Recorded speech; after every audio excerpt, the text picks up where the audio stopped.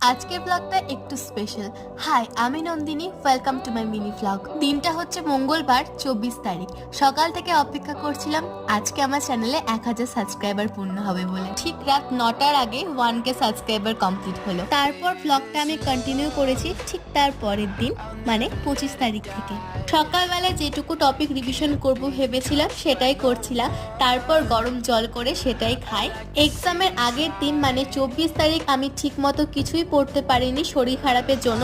Even আমার এক্সামের দিনও শরীর খারাপ ছিল। সকাল থেকে মুষলধারে বৃষ্টি স্টার্ট হয়ে গেছিল। আমি তো ভাবতে বসে গেছিলাম কিভাবে স্কুল যাব।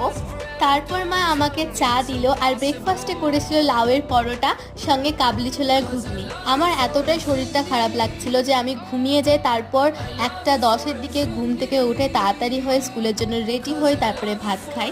জানি অনেকেই জিজ্ঞেস করবে এক্সাম কেমন হয়েছে। ফিজিক্সের থেকে ভালো হয়েছে।